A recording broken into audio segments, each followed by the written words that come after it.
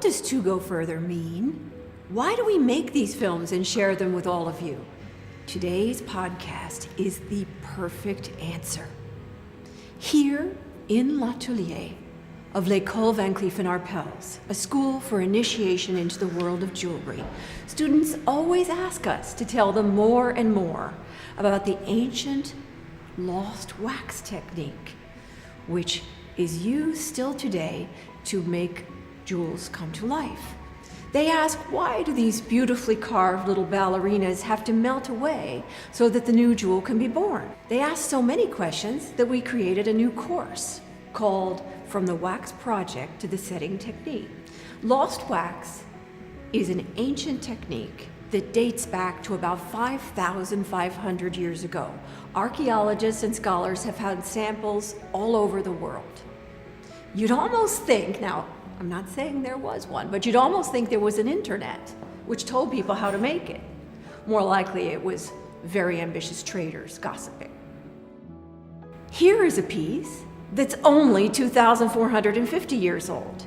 It's in the Boston Museum of Fine Arts. Another one, 3,600 years old, is Middle Minoan from Crete, and you can admire it in the British Museum in London. But today, we're going out of Paris on a journey to a very private enclave, and we're going to see lost wax being practiced and perfected today. Comme l'a dit très justement Inesita, la technique de la fonte à cire perdue est une technique très ancienne. Elle sert essentiellement à reproduire la pièce sculptée par l'artisan bijoutier de manière à l'amener jusqu'à l'étape métallique en or, en argent ou dans d'autres métaux. Et cette technique a évolué au fil du temps jusqu'à maintenant. La première étape est l'étape où le bijoutier va sculpter sa pièce.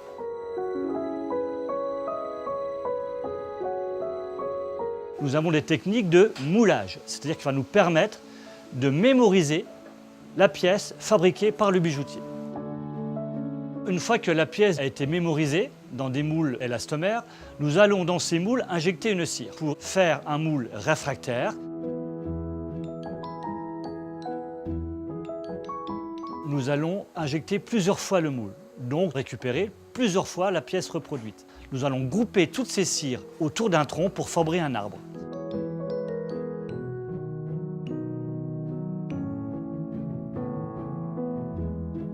Une fois que l'arbre est monté, nous allons le mettre dans un cylindre.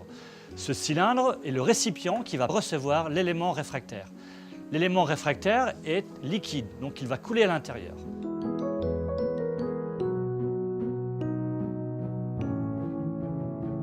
Au bout de quelques minutes, cet élément réfractaire va se durcir légèrement. Une fois qu'il est dur, nous allons le mettre au four. Les premières étapes de cuisson vont permettre à la cire de couler. Et nous allons avoir à l'intérieur du revêtement le moule de cet arbre en négatif. Cette technique s'appelle la fonte à cire perdue parce que lors de la cuisson du revêtement, la cire, sous l'effet de la chaleur, va couler tout doucement et cette cire n'est plus réutilisable, elle est à moitié calcinée, elle est perdue. Une fois que le métal en fusion est injecté dans l'élément réfractaire, nous allons passer à l'étape de décochage.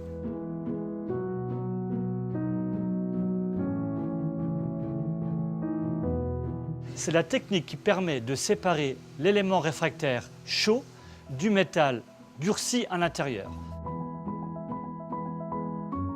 Évidemment, le métal est porté en fusion, nous avons des oxydations superphysiques de ce métal. Nous avons des étapes qui permettent de récupérer la couleur du métal par pulvérisation, soit de corindon, soit de fibre de verre. On va donc séparer les pièces du tronc d'injection.